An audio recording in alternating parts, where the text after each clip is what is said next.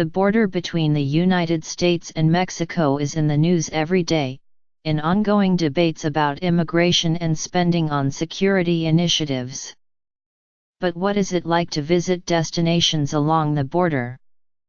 To find out, writers for travel spent time in 5 pairings of places: Brownsville, Texas, and Matamoros, Mexico, Big Bend National Park and Baquilas, San Diego and Tijuana, Nogales, Arizona, and Nogales, Mexico, and El Paso and Ciudad Juarez. As I sat at the market in Ciudad Juarez on a weekday in January, it all seemed so familiar: the clanking of the reusable glass bottles, the greeter hollering for visitors to sit in his corner of the restaurant, the smell of grease meandering through the upstairs eatery where Axl Rose was screaming at me from a jukebox.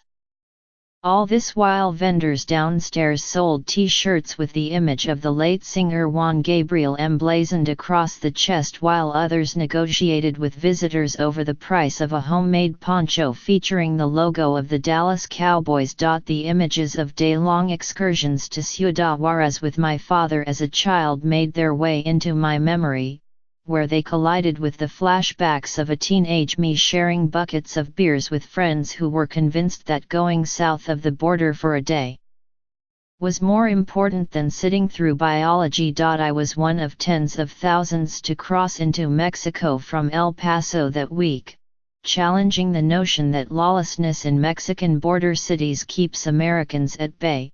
But gone are the days of oral declarations. A passport is now required to re-enter the United States as the federal government continues to beef up border enforcement.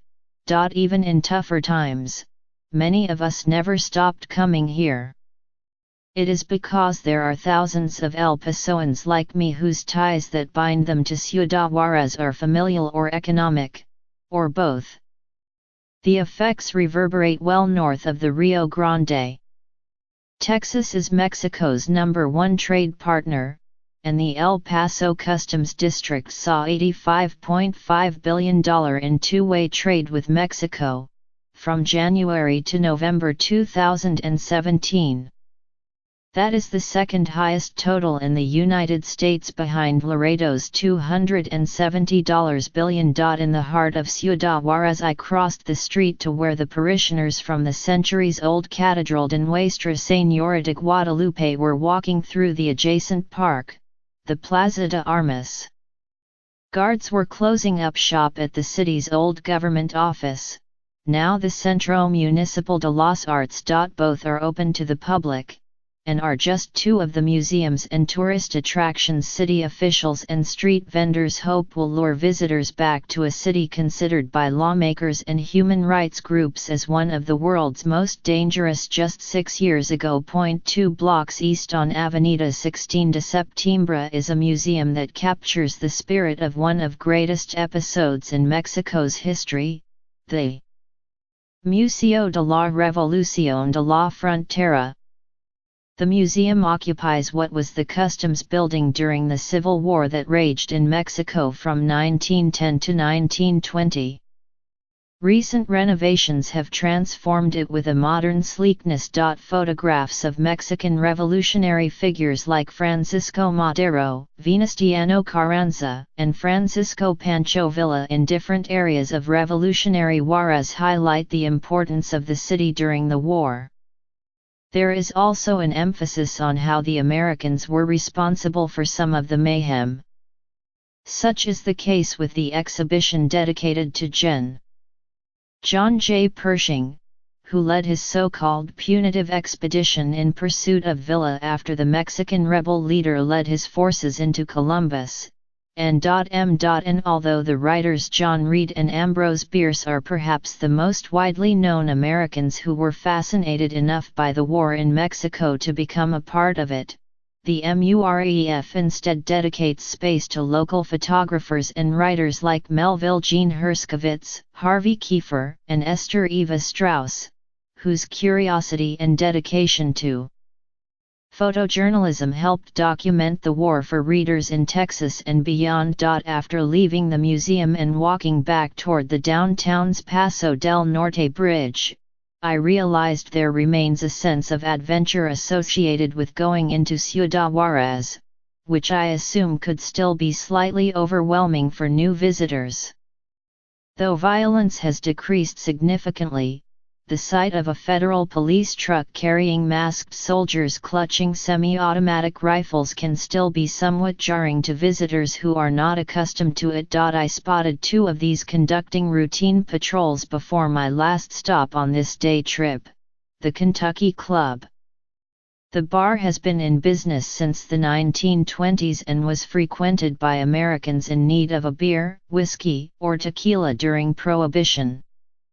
It has retained its reputation as a laid-back bar for patrons on both sides of the Rio Grande, and was one of the few pubs that didn't shut its doors during the drug cartel wars that raged in the city from 2008 to 2011.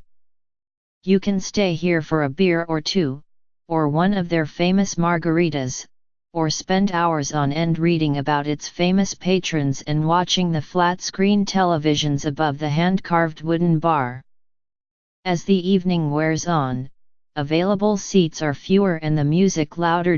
Farther away from the cathedral and the museum, Ciudad Juárez offers up more for visitors willing to take a cab, Uber, or drive themselves into the city. Villa del Mar or Los Arcos are just two of the restaurants here that offer affordable seafood dishes.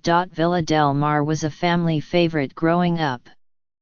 The owners opened a branch in El Paso after the drug violence began, but the original location is still up and running in Ciudad Juárez. This was my first time at Los Arcos, recommended by a family friend.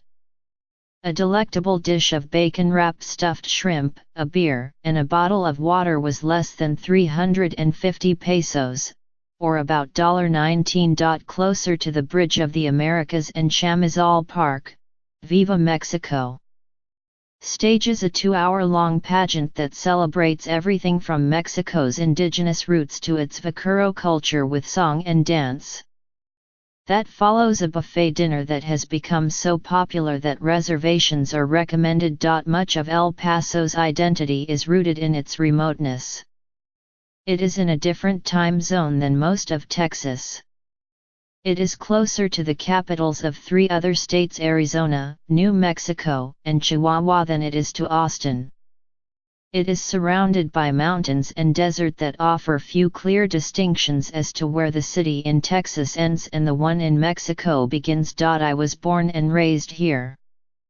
My mom's house is in the Austin Terrace neighborhood and my father's house was 2 blocks from the eastern foothills of the Franklin Mountains, in a part of the city that used to be called Chivas Town, so named because it was where goat farmers lived before the neighborhood was incorporated by the city. After moving away for school and work for a number of years, I realized I had not taken advantage of what the Franklin Mountains had to offer. So when I came back, I set out to explore the hiking trails and mountain peaks my friends brag about on social media during their bike rides and other excursions. The mountains have rugged options for outdoor entertainment. They're one of the premier spots for paragliding in the United States, and the Weiler Aerial Tramway takes hikers and other visitors to Ranger Peak, 5,632 feet above sea level. From the top, Fort Bliss is visible just beyond the middle-class neighborhoods of central and northeast El Paso. The base, one of the largest in the country, is home to the 1st Armored Division of the United States Army and spreads across Texas and New Mexico on more than 1 million acres of federally owned land. Its history is on view at the Old Ironsides Museum on the base, which features exhibits about the history of the base and the division, and rationing efforts by Americans during World War II. A plaque next to an Abrams M1 tank honors SGT. Israel Devora Garcia, who was born in Zacatecas, Mexico, and raised in nearby Clint, Tex. He died in combat operations in Iraq in 2006. Admission to the museum is free. Visitors must get a pass to the base before entering. It's easy but can be time-consuming on weekends. Fort Bliss is one reason so many El Pasoans are so patriotic. One of the city's main highways, Route 54, was designated the Patriot Freeway during the First Gulf War. Like Ciudad Juarez, El Paso is experiencing its own downtown renovation, which includes the successful return of minor league baseball to the city. The El Paso Chihuahuas, the AAA affiliate of the San Diego Padres, who play at Southwest University Park. The nearby Dead Beach Brewery is just one of a half-dozen or so trendy spots that offer up craft beers and food truck meals. At Dead Beach, I like the IPA. El Paso is as well known for its Mexican food as it is for its mountains. It is not that people claim the enchilada or menudo was invented here, they just believe they are better in El Paso than anywhere else. Exhibit A, the L&J Cafe, which has been around since 1927. Out-of-towners are quick to say the chicken mole is the best they have ever tried, but for me the chicken enchiladas are second to none. The Tap Bar is what I consider one of the best haunts in El Paso, where it's hard to tell if it is 8 a.m. or 8 p.m. once you're inside. The jukebox will go from Los Tigres del Norte or Marty Robbins to Metallica within minutes. In addition to mountains, desert sunsets, and the legend of Pancho Villa, residents of both Ciudad Juarez and El Paso have something the rest of the other cities along the Rio Grande don't. New Mexico. Less than 10 minutes from downtown El Paso is the Sunland Park Racetrack and Casino. On the way there, people cross south of the Rio Grande but remain in the United States. On my first visit I won enough to gamble and drink for free, which wasn't bad for a lazy Sunday. Because it is on the border, the entertainment doesn't consist of Elvis impersonators or a tribute to the Rat Pack. It is something with more of a local flavor, a live mariachi band.